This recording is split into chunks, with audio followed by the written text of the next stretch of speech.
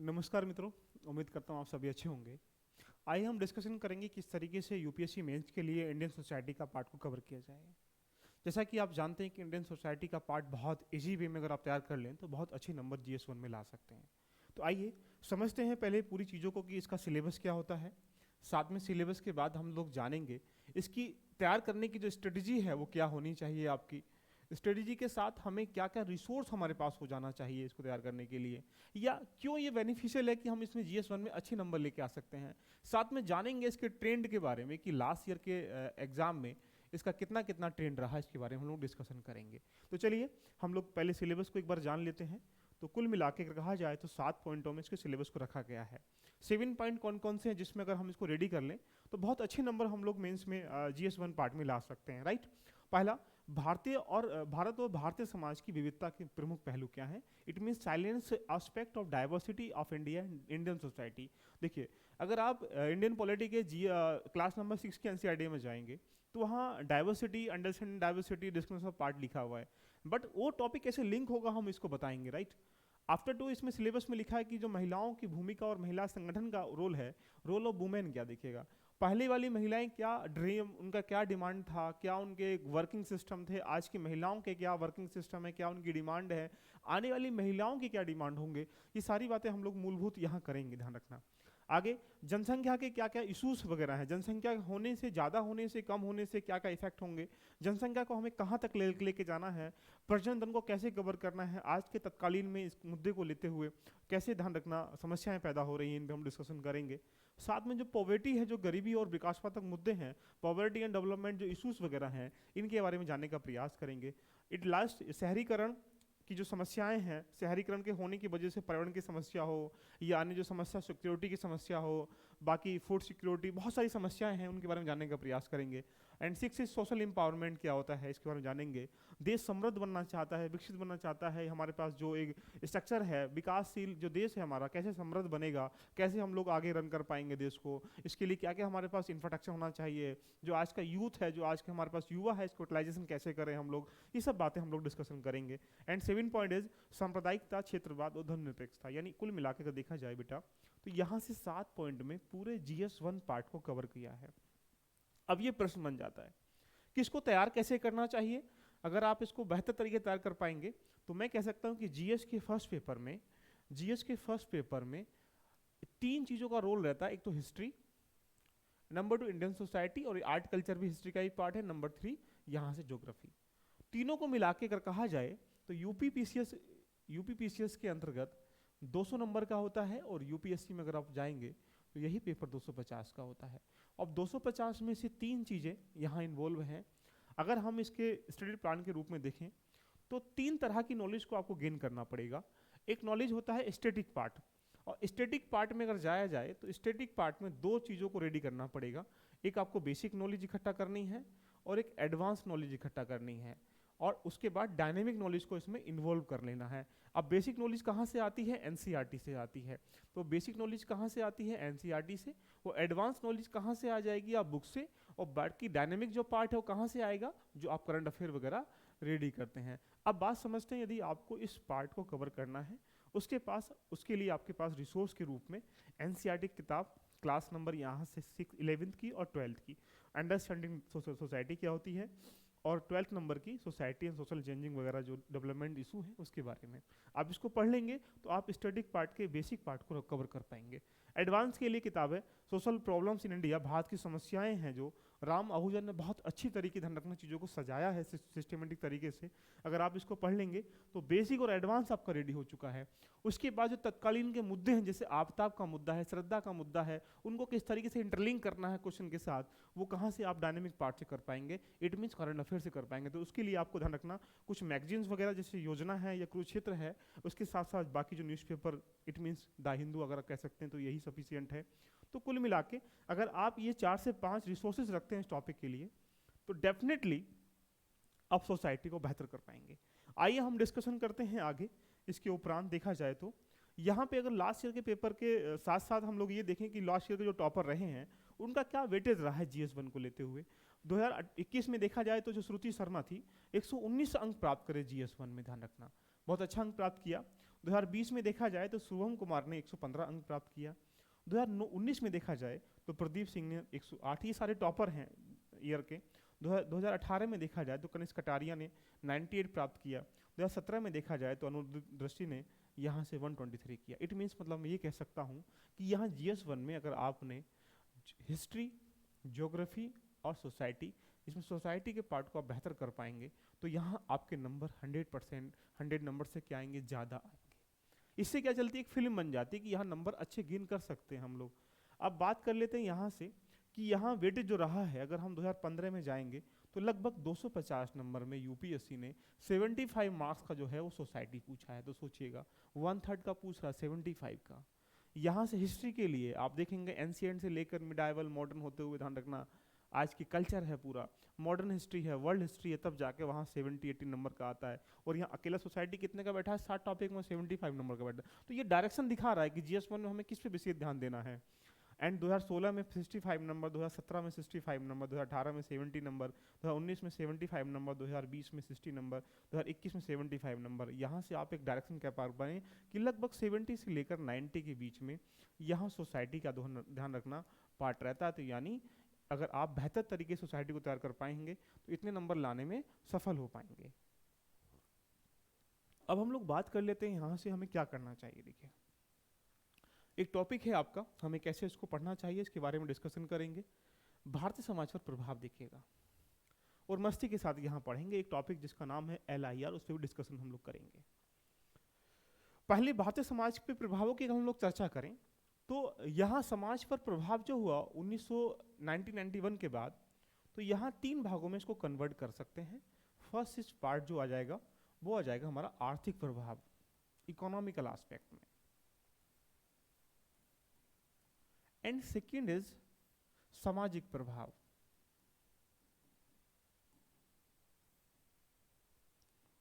And third हमारा सांस्कृतिक प्रभाव।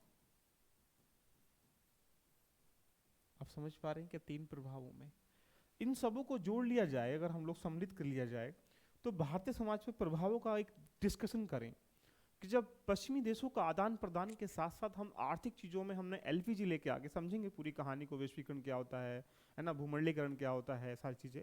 बट प्रभाव कहाँ पड़ा, विवाह पर भी प्रभाव पड़ा, धर्मों पर भी प्रभाव पड़ा, शिक्षा पर भी प्रभाव हुआ, एजुकेशन पर भी, हमारे जो एक प्रकार से कह सकते हैं बाकी जो किसान, कृषि पर भी प्रभाव पड़ा, किसान पर भी प्रभाव पड़ा, महिलाओं पर भी प्रभाव पड़ा, कई सारे एस्पेक्ट में कन्वर्ट कर सकते हैं। बच्चों पर भी प्रभाव पड़ा, भाषाओं पर भी प्रभाव हुआ, और इस जो समूह है समूह पर भी प्रभाव हुआ। इस प्रकार से हम इसको मल्टी डायमेंशनल में कन्वर्ट कर सकते हैं। संस्कृति पर भी प्रभाव हुआ हमारा। तो यहाँ से हमने क्या जाना, हमने एक चीज़ों को जाना कि LPG के आने से हमारे देश में प्रभावित चीज़ें हुई हैं, जिसमें एक जो विशेष बिंदु है जिसको बोलते हैं विवाह पर प्रभाव।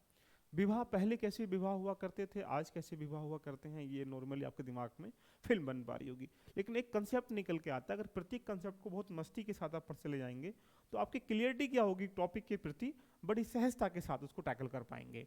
अगर हम विवाह के प्रभाव को देखें तो विवाह के प्रभाव में एक टॉपिक है जिसका नाम है, जो चर्चा का विषय भी बना है, कि जो आपने आफ्ताब श्रद्धा का केस देखा होगा, उसके पीछे हम लोग जानने के बात करें, जिसका नाम है LIR, लिव इन रिलेशनशिप। अब ये टॉपिक को समझने का प्रयास करते हैं। बहुत जबरदस्त टॉपिक है, इसकी पूरी फिल्म बनाते हैं। आपने देखा होगा आफ्ताब। मैं ये कहूंगा कि आफ्ताब को आफ्ताब किसने बनने दिया, श्रद्धा को श्रद्धा किसने बनने दिया, इसकी बात को समझते हैं। आप जैसा कि जानते हैं कि परिवार और समाज एक वो फैक्ट्री है जहां से प्रथाओं का, कार्यक्रमों का या समाज के द्वारा नियमित तरीके से ध्यान रखना, समाज का फॉर्मेशन किया जाता है। जैसे एक लड़का है और एक लड़की है, ध्यान रखना, इस लड़के को कानूनी रूप से ध्यान रखना, ईश्वर की लीला से वो हम लोग सारी चीज़ों में कन्वर्ट किया, लेकिन बाकी जो क्रियाक्रम है उसमें लड़के को लड़का किसने बनाया, लड़की को लड़की किसने बनाया, ये समाज ने या फिर भगवान ने, ध्यान रखना। जैसे अगर उसके लड़की के बाल बड़े होंगे तो कहाँ जाएगी, पार्लर्स में जाएगी कटाने के लिए। लड़के के बाल को बड़े होंगे तो कहाँ जाएगा, वो किसी सैलून की दुकान पर अलग तरीके से जाएगा। लड़की बाजार में जाएगी तो क्या दिलवाएंगे उसको, खिलौने दिलवाएंगे, गुड़िया से खेल, गुड्डे से उससे खेलो, और यहाँ इसको बंदूक दिलाएंगे, ले ठू ठू कर लेते हैं। तो यानी हमने क्या किया, समाज में ध्यान रखना, समाज ने कहीं ना कहीं हमारा क्या किया है, प्रथाओं का चलन किया है। तो ऐसे ही जो LIR है वो भी एक समाज ने चलन किया। आप समझते हैं कि किया कैसे है, इसके कई सारे एस्पेक्ट में पढ़ेंगे और आपको बड़ा मजा आ जाएगा, फिर समझेंगे कि क्या है। पहला हम इसको समझेंगे, इसका मीन्स क्या होता है, LIR होता क्या है, ध्यान रखना, इसके बारे में समझने का प्रयास करेंगे। नंबर 2 पढ़ेंगे इसकी लीगल स्टेटस क्या है, या लीगल सिचुएशन क्या है इसकी, इस अब वर्तमान में हर आदमी रह सकता है नहीं रह सकता, इसके बारे में जानने का प्रयास करेंगे। फिर हम लोग जानेंगे कि इसके होने के कौन कौन से रीजन हैं, क्या LIR के बढ़ने के आज पश्चिमी देशों की जो संस्कृति है भारत पर थोपी गई है या हमने उसको एक्सेप्ट किया है, इसके बारे में जानने का प्रयास करेंगे। फिर इसके पॉजिटिव एस्पेक्ट क्या हैं उसके बारे में जानने का प्रयास करेंगे। इसके निगेटिव एस्पेक्ट क्या हैं या निगेटिव सिचुएशन क्या है और इसके बारे में जानने का प्रयास करेंगे। लास्ट में हम लोग कंक्लूजन के साथ साथ हम लोग कोई एक केस स्टडी को भी करेंगे जो UPSC के अंतर्गत GS4 से कनेक्ट हो जाएगी। सोसाइटी से तो होगी लेकिन GS4 से भी कनेक्ट हो जाएगी। आइए बड़े प्यार से लॉजिकल कहानी को लेके चलते हैं, ध्यान रखना, समझने का प्रयास करें। पहले एक गांव से एक लड़का निकला है और यहां से गांव से भी जो है गर्ल्स निकली है। ये दोनों एग्जाम्पल बेस पे समझने का प्रयास करें। ऐसे मेट्रोपॉलिटन सिटीज में आके पढ़ाई करने के पर्पज से, जॉब करने के पर्पज से, किसी कार्य के पर्पज से, व्यापार करने के पर्पज से ध्यान रखना रहना स्टार्ट कर देते हैं, ये भी रहना स्टार्ट कर देती है। तो जब हम कंफर्ट जोन से जो हमारी प्रणाली है निकलने के बाद ऐसे एरिया में जाती है जहां उनका सुख दुख में कौन साथ देगा, को जो समस्याएं हैं उनमें कौन पार्टिसिपेट करेगा, जो हमारी खुशियां हैं उनमें कौन पार्टिसिपेट करेगा। एग्जाम्पल बेस पे जब ये लड़की किसी दिल्ली जैसे शहरों में एग्जाम्पल ले लीजिएगा, या लखनऊ जैसे शहरों के साथ साथ बाकी जो मुंबई हैं, कोलकाता, चेन्नई ऐसे शहर हैं, वहाँ जब जाएंगी तो क्या करेगी, जब लड़की यहाँ जो भी करना स्टार्ट करेगी, पढ़ाई करना स्टार्ट करेगी, तो क्या चाहेगी, मुझे एक ऐसे व्यक्ति की तलाश होनी चाहिए, तलाश होगी जो मेरे सुख दुख में काम आता रहे। वो लड़का भी सोचेगा, वो लड़की भी सोचेगा। तो अब सोचिएगा यहाँ से एक दोस्त की रिक्वायरमेंट होगी, और जब ये दोस्त की रिक्वायरमेंट होगी, ध्यान रखना, तो दोस्त की रिक्वायरमेंट हमेशा सेम जेंडर पर कहीं ना कहीं डिफरेंट तरीके से हम लोग तय कर लेते हैं, तो वहाँ डिफरेंट जेंडर होना चाहिए, लिंग होना चाहिए। तो यहाँ जो लड़की है वो डिमांड एक नॉर्मली बेसिस सोचे कि कोई लड़का ऐसा मिल जाए जो मेरा सुख दुख में काम देता है, नॉर्मली बेसिस आपको बता रहा हूँ। अब सोचिए वो दोस्त थी, एक व्यक्ति कहाँ है, यहाँ रह रहा है उसका दोस्त, एक उसकी जो दोस्त है ये यहाँ रह रही है, उसने कोई समस्या बताई, ये चला गया यहाँ से, तो यहाँ से यहाँ तक आने में जो टाइम लग रहा है, जो समस्याएं पैदा हो रही हैं, वो सोचते हैं कि क्यों ना हम आसपास ही रह लें। उसके वजह पीछे और लॉजिकल भी है कि इसका 5,000 रुपये रेंट जाता है, इसका 5,000 रुपये रेंट जाता है, एक जगह रह लेंगे तो फिर क्या होगा, जो चीज़ें यहाँ दूर से हो रही हैं वो पास से भी हो जाएंगी, साथ में जो रेंट 5,000 रुपये जा रहा है वो भी कम चला जाएगा। तो हमने क्या किया, आप समझो, पूरी फिल्म को बनाइए पहले। तो अब बात समझते हैं बड़े पैटर्न के साथ। यहाँ से पहला पॉइंट आता है कि यहाँ से अलग का कंसेप्ट को समझो, इसका अर्थ क्या है, इसके अर्थ को समझते हैं, बड़ा मजा आ जाएगा। मैं बहुत कम लिखाऊंगा, आप पूरी कहानी सोसाइटी की स्टेप बाय स्टेप करके आपके सामने एक करके लेके आऊंगा, लेकिन आज आपके सामने फिल्म बना रहा हूँ कि पढ़ना कैसे चाहिए, दिमाग के आइडिया कैसे क्रिएट करें, मीनिंग क्या होता है। शाब्दिक अर्थों में इसके बहुत सारे मीनिंग हो सकते हैं, लेकिन अगर मैं कहूँ कि जब कोई एक लड़का या कोई एक लड़की अथवा कुछ लड़के या कुछ लड़कियां कह सकते हैं बिना विवाह के एक साथ रहते हैं और साथ रहने के साथ साथ यौन संबंधी आवश्यकताओं की पूर्ति करते हैं या आवश्यकताएं की पूर्ति के साथ साथ उन्हें पूरा करते हैं, ऐसी व्यवस्था को हम लोग क्या कहते हैं, LIR कहते हैं। बात समझ में आया? मैंने पूछूं कि what is the means of LIR, you can say कि LIR एक ऐसी अवस्था है जब एक लड़का या एक लड़की साथ रहते हैं या कुछ समूह बनाकर हम लोग कह सकते हैं कि लड़के के रूप में लड़की के रूप में एक ऐसे एक साथ रहने के साथ साथ यौन संबंधी आवश्यकताओं को पूरा करते हैं। इस व्यवस्था को भारतीय प्रचलन में हम लोग लिव इन रिलेशनशिप कहते हैं। अब ये प्रश्न बन जाता है कि यहाँ से कोई पूछेगा कि भाई क्या है, आप बता पाएंगे, समझेंगे बड़े और वैधानिक तरीके से। अब ये 3 से 4 पॉइंटों के बारे में डिस्कशन करिए कि इसकी लीगल स्टेटस क्या है, ध्यान रखना। 2008 में मलयम नाम की समिति ने पहली बार LIR को ध्यान रखना एक प्रकार से मान्यता प्रदान करी, जो IPC की धारा 125 के अंतर्गत निहित कर दी गई। तो ये मान के चलें कि 2008 से ध्यान रखना जो LIR है बड़े बड़े सेटों में कहीं ना कहीं मान्यता प्रदान की गई है। उसके साथ साथ 2008 में पहली बार मद्रास ने भी ध्यान रखना इवन इसको मान्यता दे दी गई, लेकिन अंत निचोड़ आते आते मार्च 2010 में सुप्रीम कोर्ट के द्वारा भी ध्यान रखना इसको वैधानिक तरीके से मान्यता दी गई है। लेकिन सुप्रीम कोर्ट ने वैधानिक मान्यता देते समय कुछ मूलभूत बातों को उच्चारण किया गया होगा। वो मूलभूत बातें क्या हैं, 4 से 5 पॉइंटों में उसने लिखी हैं। पहला पॉइंट तो ये रहा कि जब भी आप यौन संबंध बनाएंगे तो आप फीलिंग के साथ बनाएं, यानी भावात्मक यौन संबंध अगर स्थापित किए गए हैं तो LIR को मानता है। नंबर 2, आपकी जो उम्र है वो निर्धारित उम्र होनी चाहिए यौन संबंध को स्थापित करने के लिए। तीसरा पॉइंट सुप्रीम कोर्ट ने क्या कहा कि वैधानिक रूप से आप ध्यान रखना विवाह के योग्य व्यक्ति होने चाहिए, तीसरे पॉइंट में। और चौथे पॉइंट में ये कहा गया कि जो सहसवास है या एक प्रकार से कह सकते हैं यौन संबंध है, वो स्वेच्छा से किया गया हो, इच्छा से किया गया हो, वो एक प्रकार से अपराध की भूमिका से ना किया गया हो या फिर एक प्रकार से प्रेशर से ना किया हो। तो सुप्रीम कोर्ट ने 4 पॉइंटों में अपनी इस चीज़ों को इवेलुएट कर दिया कि LIR क्या है, LIR में रह सकते हैं, लेकिन ये सब चीज़ें होंगी तो ठीक है, अगर ये नहीं होंगी तो वो अपराध बन जाएगा। सुप्रीम कोर्ट ने भी डिफाइन कर दिया।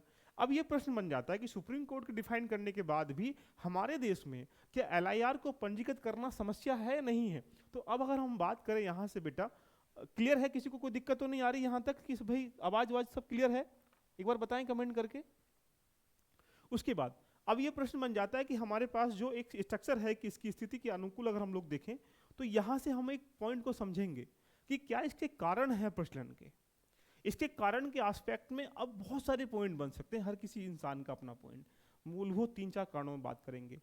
जैसे जैसे आधुनिक शिक्षा का प्रसार विकास हुआ तो आधुनिक शिक्षा के प्रसार के होने से जो व्यक्तिगत स्वतंत्रता है उसमें वृद्धि हुई, लोगों को तकनीकी ज्ञान क्या हुआ, प्रचलन लगातार बढ़ने लगा।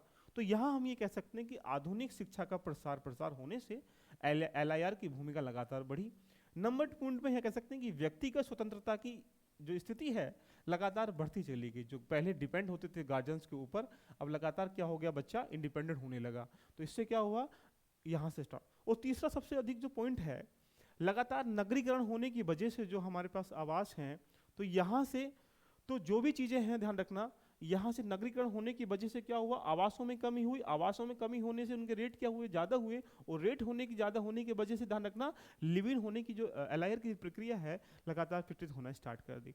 अगले पॉइंट में हम लोग बात करें तो जो हमारे पश्चिमी देशों की संस्कृति थी, अदर कंट्री जैसे अमेरिका है, बाकी जो कंट्री है मुख्यतः पश्चिमी देशों के, वहाँ पे इंडिया में अगर देखा जाए तो शादी की सालगिरह मनाई जाती है, लेकिन वहाँ पे क्या होता है, वहाँ पे दूसरी शादी की जा रही होती है। इसका मतलब क्या है कि वहाँ के जो पारिवारिक संबंधों की जो रूपरेखा है वो डिफरेंट है। भारत की जो पारिवारिक संबंधों की रूपरेखा सांस्कृतिक है। यहाँ प्रथाओं में, आस्थाओं में, धर्मों में आदमी क्या बंधा हुआ है, वहाँ इन सबसे क्या है, बिल्कुल स्वतंत्र है। तो वहाँ जैसे जैसे यहाँ आवन गमन हुआ तो वहाँ का जब भी कोई व्यक्ति, बिहार का व्यक्ति ध्यान रखना दिल्ली में आकर रहेगा तो वहाँ की भाषा को, वहाँ के कल्चर को, वहाँ के खान पान को, वहाँ की जो रहन सहन को, वहाँ के बोल चाल को, सबको लेके आएगा ना। तो जब ये पश्चिमी देशों का चलन हुआ तो ये चलन बनने की वजह से क्या हुआ, यहाँ पे जीवन शैली की प्रक्रियाओं में क्या हुआ, चेंजिंग हुआ। और जीवन शैली की प्रक्रियाओं चेंजिंग होने से LIR की प्रवृत्ति भी क्या होगी, डेवलप होने लगी, बिल्ड होने लगी, वृद्धि होने लगी। साथ में जैसे जैसे युवा या जैसे जैसे व्यक्ति अपने आप में रोजगार के अवसर तलाशने के साथ साथ वो स्टेबल होने लगा, स्थायी होने लगा,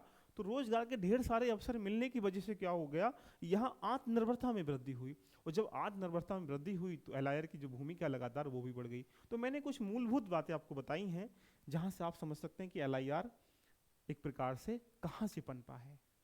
नगरीकरण से भी पनपा है, आत्मनिर्भरता से भी पनपा है, पश्चिमी शैली से भी पनपा है, आधुनिक शिक्षा से भी पनपा है, व्यक्तिगत स्वतंत्रता से भी पनपा। ये बहुत सारे एस्पेक्ट बन सकते हैं। इसको मैं विधिवत तरीके से लिखाऊंगा आपको, लेकिन आज एक थोड़ी ओवर फिल्म ले लेते हैं। उसके बाद हमने इसके अगर देखा जाए तो सकारात्मक पक्ष कौन कौन से हैं इसके जानने में प्रयास करेंगे। बताइए क्या इसके पॉजिटिव एस्पेक्ट हैं या नहीं है, तो बोलेंगे सर बहुत सारे पॉजिटिव एस्पेक्ट हैं। पहली बात, बहुत सारे निकल के आते हैं, विवाह से पूर्व पहले अपने जीवन साथी के चयन करना, यह भी एक सकारात्मक पक्ष है।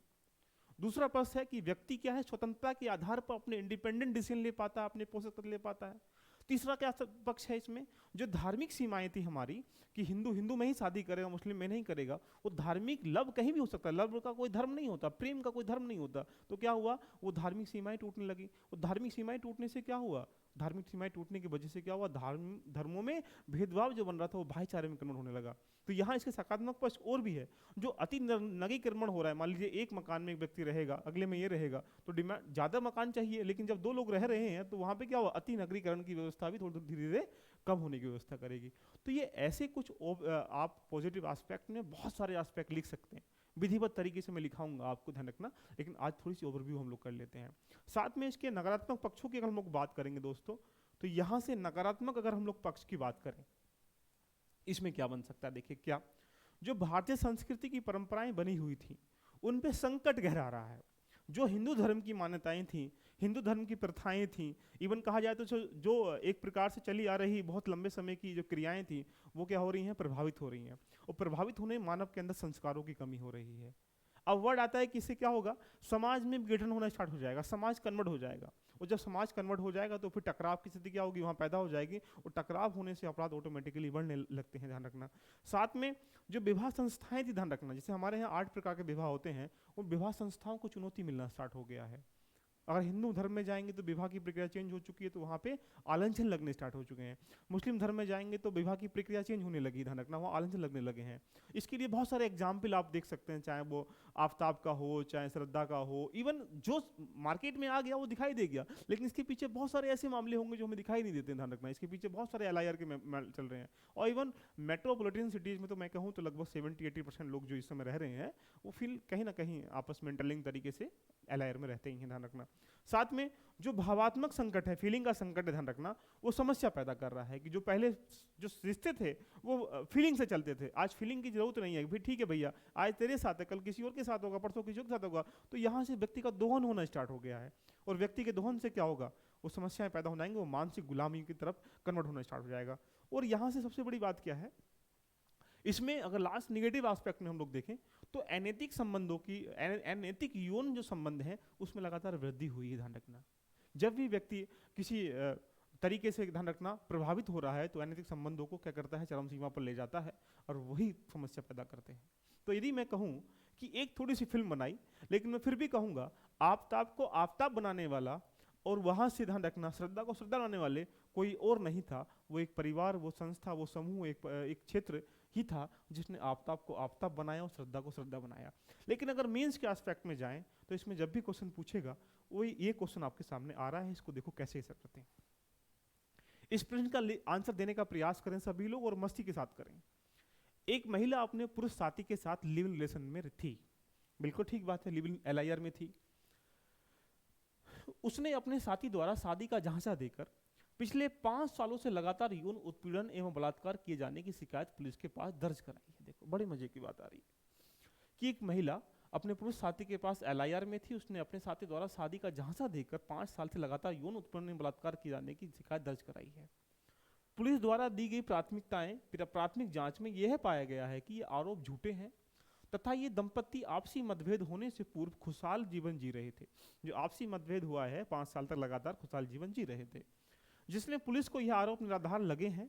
ऐसे में उस महिला ने राज्य महिला आयोग में शिकायत दर्ज करवाते हुए यह आरोप लगाया है कि पुलिस द्वारा उसे न्याय नहीं मिला। देखो दोनों पॉइंट बन रहे हैं, वो महिला आयोग में चलेगी कि हाँ यहाँ पुलिस के द्वारा मुझे न्याय नहीं मिला है।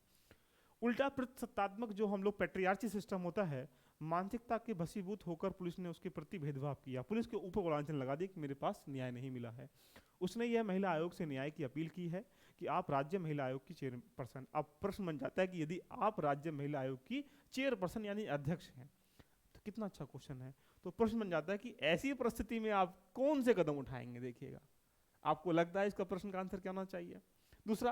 दूसरा पॉइंट क्या है, क्या आपको लगता है कि लिव इन रिलेशन भारतीय संस्कृति, परंपराओं, मूल्यों के खिलाफ है या नहीं है। ध्यान रखना, अगर जब तक आप इन सब चीजों को, दोनों को मेंटेन नहीं करोगे इस प्रश्न को, तो आप समझ पाएंगे, LIR को नहीं समझ पाएंगे। तो जब भी आप सोसाइटी को पढ़ें तो सोसाइटी के लगभग मैं कह सकता हूँ 70-80 टॉपिक मिलके बन जाते हैं, जैसे LIR है, धार्मिक व्यवस्था है, धर्म का बाजारीकरण है, इन सबको अगर महिलाओं पर प्रभाव है, गरीबी है, विकासात्मक मुद्दे हैं, बेरोजगारी के मुद्दे हैं, या शहरीकरण के मुद्दे हैं, ये सब चीज़ें जब मिला के हम लोग पढ़ेंगे तो बड़ा मजा सा आ जाएगा। तो आज हमने थोड़ी LIR पे बात करी, सोसाइटी के एस्पेक्ट पे बात करी, उसके साथ हमने जाना सोसाइटी को क्यों पढ़ना चाहिए, क्योंकि वहाँ पे 250 में से लगभग 70-80 क्वेश्चन मार्क्स का ध्यान रखना इससे आ जाता है। तो मिलते हैं बेटा नेक्स्ट सेशन में, तब तक आप प्रश्न का एंजॉय करें, और यदि आपको लगता है इस प्रश्न का आंसर दे सकते हैं तो लिख के जरूर भेजिएगा कि इस स्थिति में आप क्या करते। तो कुछ पॉइंट बताओ कि क्या करते आप लोग, ध्यान रखना इस पॉइंटों के आदर्श रूप से, ध्यान रखना आदर्श एक आंसर होना चाहिए आपको कि क्या इसमें कर पाएंगे।